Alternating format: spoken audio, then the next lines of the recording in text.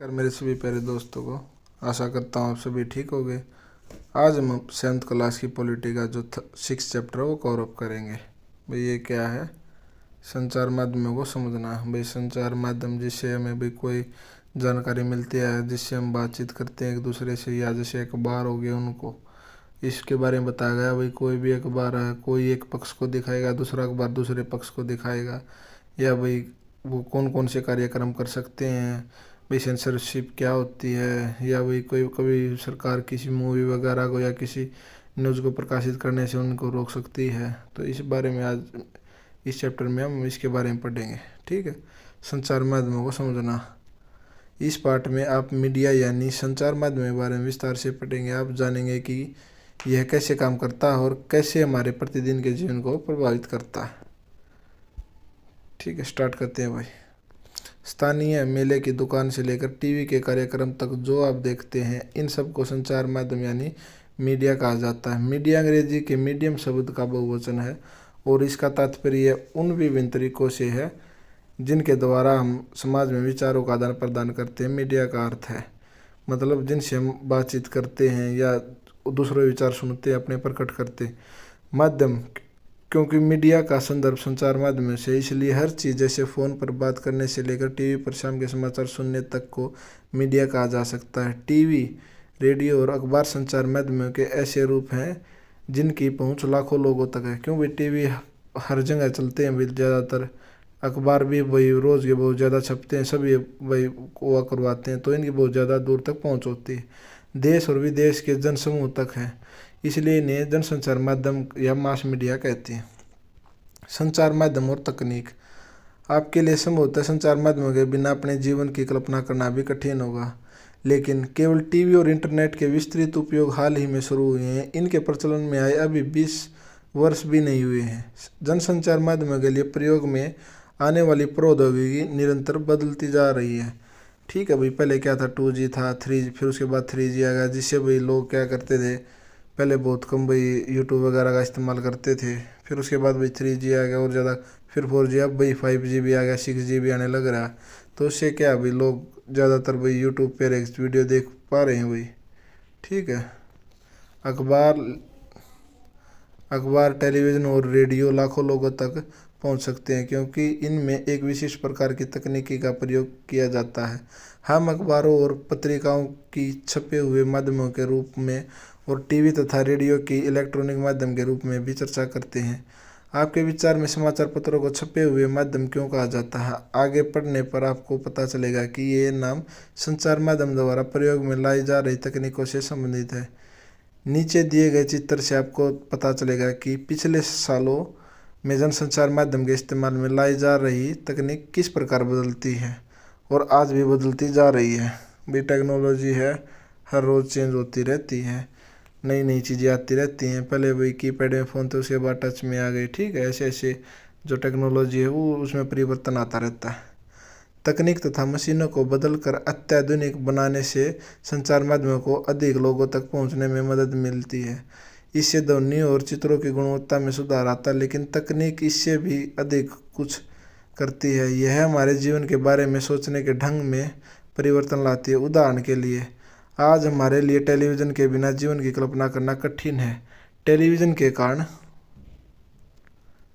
हम अपने आप को विश्व समाज का एक सदस्य समझने लगे हैं। टेलीविज़न में प्रदर्शित चित्र सैटेलाइट और केबल के विस्तार जाल के माध्यम से अत्यंत सुदूर क्षेत्रों तक पहुंच जाते हैं। भाई जैसे सैटेलाइट ऊपर होती है या भाई फिर केबल के तार पहुंचा देते हैं, जैसे नेट के नहीं होते भैया फाइबर वगैरह, उस टाइप से केबल के तारों के द्वारा उनको पहुंचाया जाता, या भाई छतरी वगैरह लगा के ऐसे। ठीक है, इसके कारण हम संचार के अन्य भागों के समाचार और मनोरंजन कार्यक्रमों देश देख पाते हैं। आप टीवी पर जो कार्टून देखते हैं वे अधिकांश जापान या संयुक्त राज्य अमेरिका के होते हैं। जब हम चेन्नई या जम्मू में बैठकर अमेरिका में फ्लोरिडा के तूफान, समुद्री तूफान की छवियों को देख सकते हैं। टेलीविज़न ने दुनिया को बहुत पास ला दिया। ये क्वेश्चन आया हुआ था भाई, टाइपराइटर का आविष्कार कब हुआ हुई है? 1940 के दशक में इलेक्ट्रॉनिक टाइपराइटर के आ जाने से पत्रकारिता की दुनिया में एक बड़ा बदलाव आया। ठीक है, कौन सा था भाई ये इलेक्ट्रॉनिक टाइपराइटर? एक ये भी टेलीविज़न, इसके बारे में भी टेलीविज़न का प्रारंभिक रूप था। इसके इस आविष्कार के सामने बैठे हैं जॉन एल बर्ड। इस यंत्र के द्वारा उन्होंने रॉयल इंस्टीट्यूट के समक्ष अपने आविष्कार का प्रदर्शन किया। तो आगे पढ़ते भाई, संचार माध्यम और धन। भाई ज़्यादातर क्या होता है, लोग भाई कोई भी कंपनी हो अपने आर्टिकल को कैसे बेचते हैं, उसकी भाई ज़्यादा से ज़्यादा एडवर्टाइजमेंट करवाती है। अगर वो एडवर्टाइजमेंट करवाएगी तो वो पैसा सारा का सारा जो भी मीडिया संचालक हैं या जो भी उनको मैनेजमेंट करते हैं स्टूडियो वगैरह को, उनके पास जाएगा। तो इस टाइप से उनके पास पैसा आता है। तो यही बताया हुआ इसमें। जनसंचार द्वारा उपयोग में लाई जाने वाली विभिन्न तकनीकें अत्यंत खर्चीले हैं। जरा टीवी स्टूडियो के बारे में सोचिए, जहाँ पर समाचार वाचक बैठता है। इसमें लाइटें, कैमरे, ध्वनि रिकॉर्ड करने के यंत्र, संप्रेषण के लिए सैटेलाइट आदि है। इन सभी का मूल्य बहुत अधिक है। समाचार के स्टूडियो में केवल समाचार वाचक को ही वेतन नहीं दिया जाता, बल्कि और बहुत सारे लोग हैं जो प्रसारण में सहायक होते हैं। इसमें वे लोग सम्मिलित हैं जो कैमरे व प्रकाश की व्यवस्था करते हैं। जैसा कि आपने अभी पढ़ा है, जनसंचार माध्यम निरंतर बदलते रहते हैं, इसलिए नवीनतम तकनीक जुटाने पर भी बहुत धन व्यय होता है। इन खर्चों के कारण जनसंचार माध्यमों को अपना काम करने के लिए बहुत अधिक धन की आवश्यकता होती है। परिणामत अधिकांश टीवी चैनलों और समाचार पत्र किसी बड़े व्यापारिक प्रतिष्ठान का भाग होते हैं। ठीक है भाई। जनसंचार माध्यम लगातार धन कमाने के विभिन्न तरीकों के बारे में सोचते रहते हैं। एक तरीका जिसके द्वारा जनसंचार माध्यम धन अर्जित करता है, विभिन्न वस्तुओं के विज्ञापन करना। वो किसी भी चीज़ के हो सकते हैं, जैसे कारें, चॉकलेट का विज्ञापन दिखा दिया भाई उन्होंने, ये बेनिफिट है इनके। कपड़ों के भाई, या कोई नया मोबाइल लॉन्च हो रहा है उसके थे। ठीक है। आपने ध्यान दिया होगा कि अपने प्रिय टेलीविज़न कार्यक्रम को देखते हुए आपको ऐसे अनेक विज्ञापन देखने पड़ते हैं। टेलीविज़न पर क्रिकेट का मैच देखते हुए भी हर ओवर के बाद बार बार वही विज्ञापन दिखाए जाते हैं। इस तरह प्राय बार बार आप उन्हीं छवि को देखते हैं, जैसा कि आप आगे के अध्याय में पढ़ेंगे। विज्ञापनों की बार बार आवृत्ति इस आशा से की जाती है कि आप बाहर जाकर विज्ञापित वस्तुएं खरीदेंगे। भाई जो ये 1 से 10 सेकंड की जो वीडियो दिखाते हैं, ये भाई एडवर्टाइजमेंट दिखाते हैं, इसमें लगभग भाई 1000 से लेकर और 1 लाख के बीच तक उनको भाई मूल्य देना पड़ता है दिखाने के। ठीक है। जो जिसकी एडवर्टाइजमेंट होती है वो देते हैं भाई समाचार वाचकों को, समाचार वालों को। संचार माध्यम और लोकतंत्र में देश और संचार के बारे में समाचार देने और उनमें होने वाली घटनाओं पर चर्चा करने में संचार माध्यमों की भूमिका अत्यंत महत्वपूर्ण है। उदाहरण के लिए, संचार माध्यमों से नागरिक जान सकते हैं कि सरकार किस प्रकार काम कर रही है। यदि लोग चाहें तो इन समाचारों के आधार पर कार्रवाई भी कर सकते हैं। ऐसे वे संबंधित मंत्री को पत्र लिखकर, सार्वजनिक विरोध आयोजित करके, हस्ताक्षर अभियान आदि चलाकर सरकार से पुनः उसके कार्यक्रम पर चर्चा करने का आग्रह करके कर सकते हैं। जानकारी देने के संबंध में संचार माध्यमों की महत्वपूर्ण भूमिका को देखते हुए यह आवश्यक है कि जानकारी संतुलित होनी चाहिए। आप अगले पृष्ठ पर दिए गए एक समाचार के 2 विभिन्न रूपों को पढ़कर समझेंगे कि संतुलित समाचार माध्यम का क्या तात्पर्य है।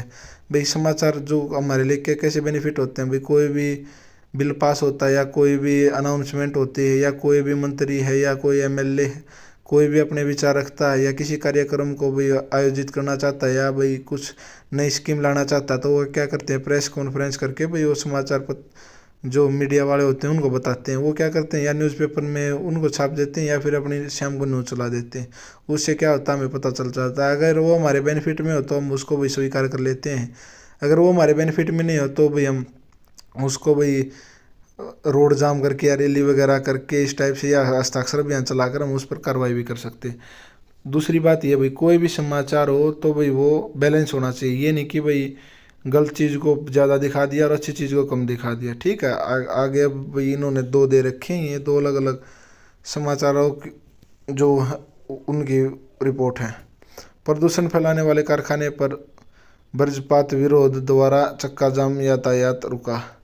भाई इन्होंने जो पहली रिपोर्ट है इसमें ये बोल रखा भाई जो शहर के अंदर फैक्ट्रियाँ वगैरह होती हैं उनसे क्या होता है, उनसे भाई लोगों को भाई प्रदूषण ज़्यादा होता है, जाम की स्थिति हमेशा बनी रहती है, लोगों के जो स्वास्थ्य है वो उसको भाई हार्मफुल होता बहुत, उसको नुकसान होता। ठीक है, दूसरी साइड जो दूसरा न्यूज़पेपर उन्होंने क्या छाप रखा है, इंडिया डेली की रिपोर्ट ने, इन्होंने भाई इसमें ये बताया हुआ है कि ये चीज़ इनके लिए हार्मफुल तो होती है, लेकिन अगर किसी शहर में कोई कारखाना है या कोई फैक्ट्री है, उसमें हम उसके जो रोड जाम वगैरह के उसमें सुधार कर सकते हैं। दूसरी बात, अगर वो उधर से उसको फैक्ट्री को ले जाकर कहीं और शिफ्ट कर देंगे तो जो उन कर्मचारियों को जो नौकरी मिली हुई थी वो उनसे छूट जाएगी।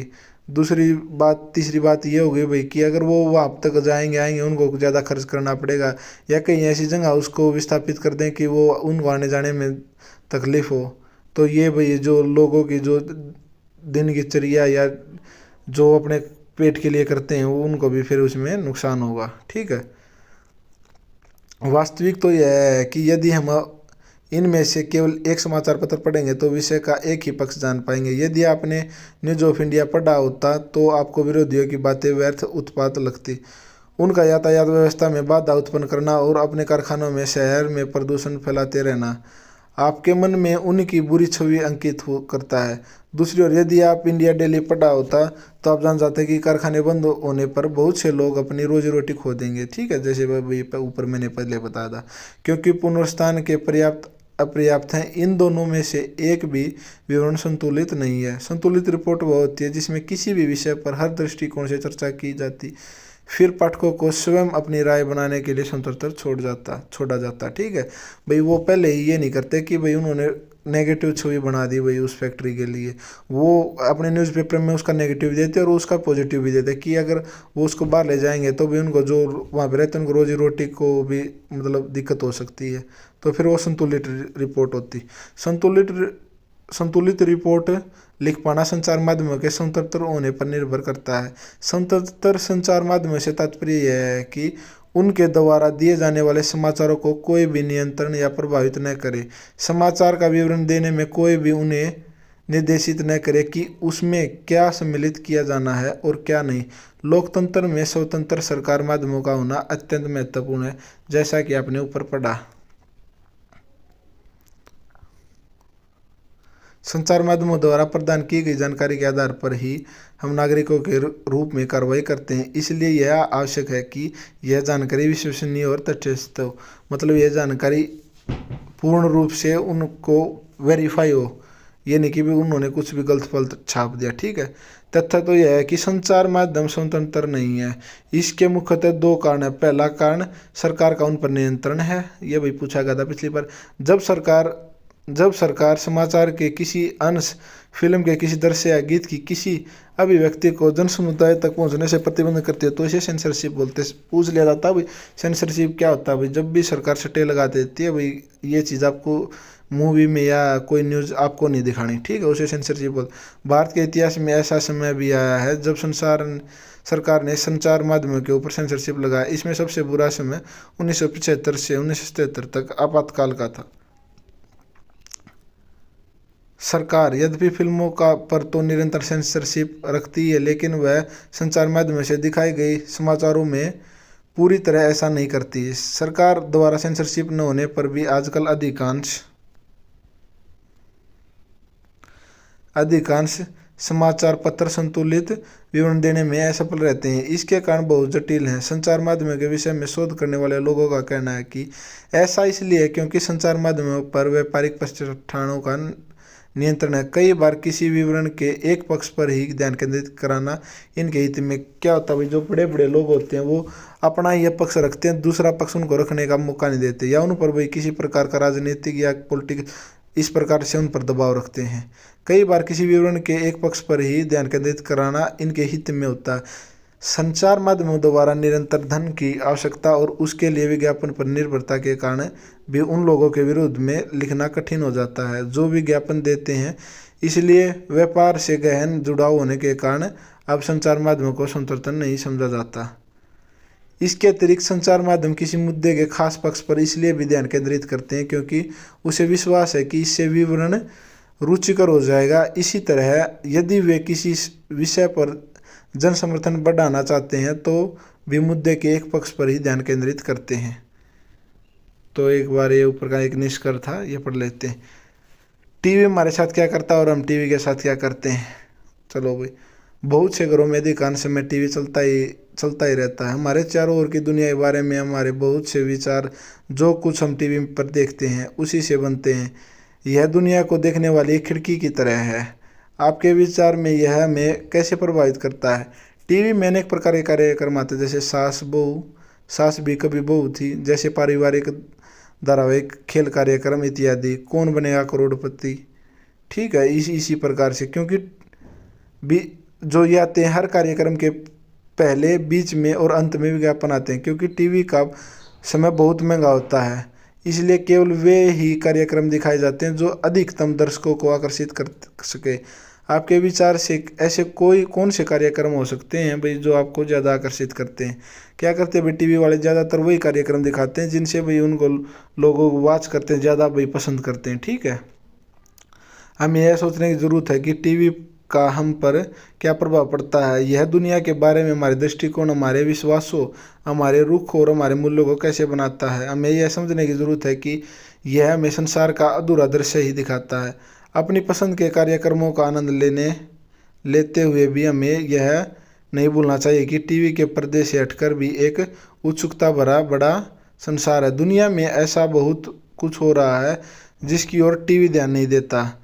फिल्म स्टारों, सुप्रसिद्ध व्यक्तियों और धनाढ्य जीवन शैलियों से परे भी ऐसा संसार है।